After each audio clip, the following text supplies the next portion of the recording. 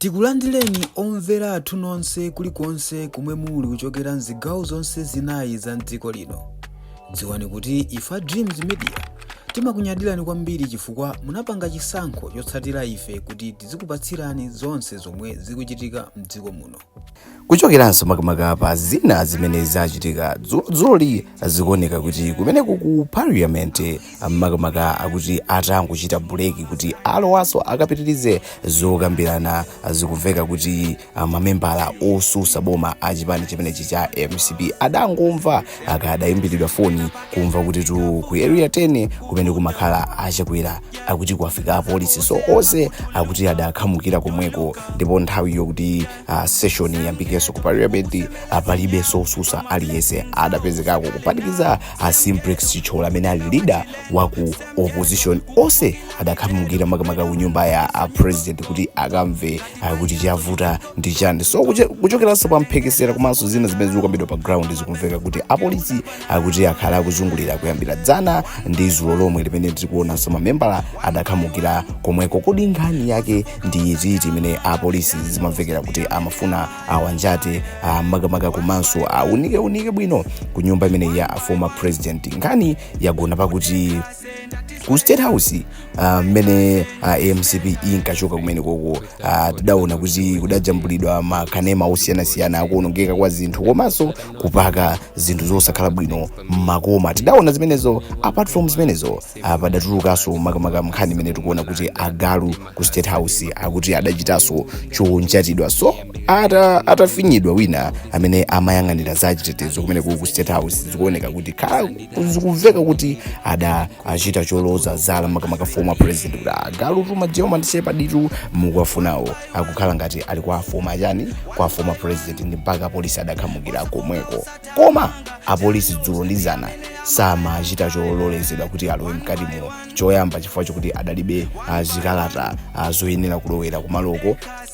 Chachiwiri adangofika kupanga make sure kuti iwo ali pamalopo kutengera kaya ndi kuti adauzidwa kasadauzidwe koma adali pamalopo. Ndipo taona malipoti osiyana-siyana akutuluka dzulo tamvapo so maijese kabwira ndipo tikusiraniso ngati mwayiwala tingokukumbusani mumve zimene maijese kabwira adayankhula. Koma apa ripoti limene ndabwera nalo tundi limene tikuona kuti bwalo la milandu lalolezano lapasa apolisi no sure kuti inu tu mutha kukapanga zimene mukufunazo ku nyumba ya ndani ya chakwera. Ndipo ndamvaso maijese kabwira amene adayankhula ndi media online adasidika kunena zakuti achakwera tu sakwenera mangekayi ndipo sakwenera afufuze ku nyumba kwawo unless apite ku court akatenge zilolezo. Ndiye tikuona ripoti limene ndomwe lafotokoza bwino zokhuza naso ndi chilolezo chimene apolisi apasidwa kuti akachite chipikisheni ku nyumba ya former president dziko lino. Teni ndiwerenge ripoti limene limomveka bwino koma ndimanena kuti pamodzi pano timabweretsa nkhani zosiyana-siyana ndale sports komanso entertainment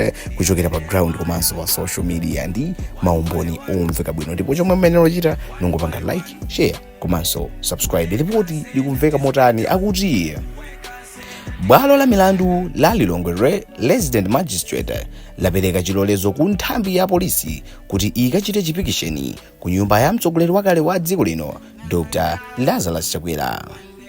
Malinga ndi kalata ya bwaloli apolisi apatsidwa chilolezo kuti akagwire ntchitoyi ku nyumba ya Dr. Chakwera yomwe ili ku area 10 mu mzinda wa Lilongwe. Chilolezo chichaperekedwa pomwe apolisi akuchitabe kafukufuku osaka Agalu anayi omwe adasowa ku nyumba ya chifumu ya Kamuzo mu mzinda wa Lilongwe.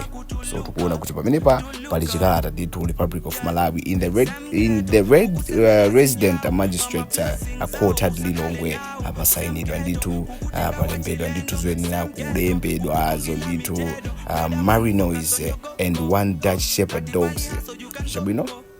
Chabwino apolisi apasidwa chilolezo. So nkhani imene amalawi akudikirira kuti Agalu apezeka kwa Chakwera kapena sapezeka. Akapezeka what's gonna be next, chinga chitikeno ndi chani popeza kuti Agalu apezeka Achakwera amanga kapena saamanga. Zimene zotuti zimene amalawi akudikirira kuti amve. Koma ife timanena kuti ripoti ngati mali yambira pamodzi pano pomaliziranso ndi pamudzi pano kamba kuti ife sitigona timakhala tikuzungulira 24/7 kusakasaka nkhani pa ground komanso pa social media ndi maumboni onse, ndipo iye amuyipitirizanso kuchokera pamudzi pano tiona amene zingathera Agalu katanga apezeko kaya sapezako, achakwera mangidwa kaya samangidwa, alembera mlandu wanji, zonse mudziwiranso pati pamudzi panopa. Ndeni ngora mukomenta awiri atatu timve tonse pamodzi kuti amalawi akukomentapo zokuti chani pamene tikuona kuti apolisi apasidwa chilolezo chopita ku nyumba ya former president kukayang'anako ma German Shepherd Agalu achizungu amene adasowa ku nyumba yachifumu ya Kamuzu mu mzinda wa Lilongwe omwewo. Chabwino makomenti dali yonse andra kuti simukawapeza awathawisako kale kumeneko.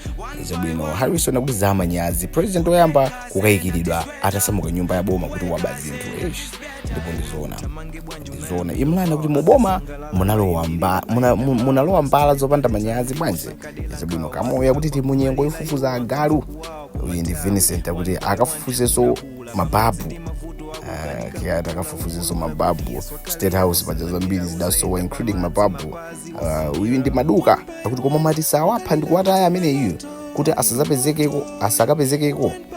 Chabwino uyu ndi the true akuti court sealed Daniel akuti zavuta akuti zovuta kumvesa basi mwayiwa akuti teleranji Precious akuti simukawapeza achiganizo chanu mwachedwa nacho. Natasha kuti awakomenta zosamveka nele akuti kukakhala kwa amphawi ife ndemo mangotulukira kuyamba kusaka kuopa umboni kusokonezeka apampata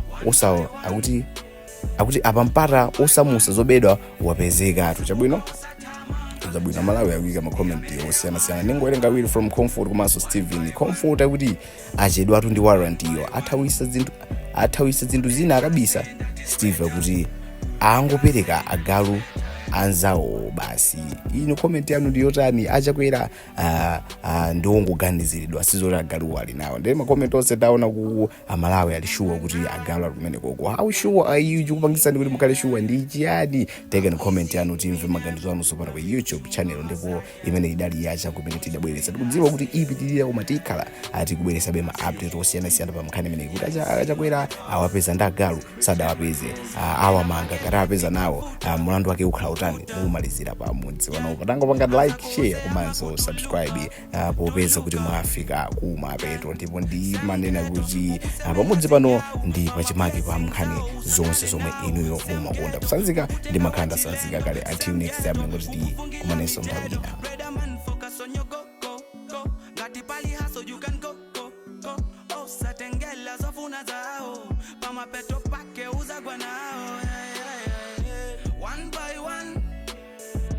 One by one, osafoka osatamanga, Janos, the amene amayanga, yeah. One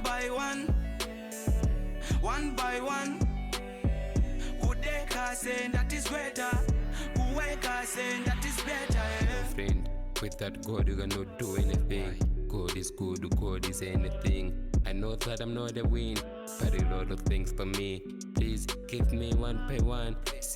Tikuyamikeni komanso kuthokozani popanga chisankho chokhala pamenepa kumvetsera komanso kuonera zomwe takubweretserani. Chomwe tingakupempheni choti ngati mulalendo pamudzi pano tapangani subscribe chifukwa mukatero inu ndife tidzendera limodzi kuyambira lero mpaka na masiku omwe akubwera kusogoloko. Timabweratu ndi nkhani zochokera ngodya zonse zinayi za mdziko lino kotero kuti inu simukuyenera kuti mukhale kunja kwa nkhani zimenezi. Tapangani subscribe, like, comment komanso share kuti tikhale limodzi mu ulendo umenewu.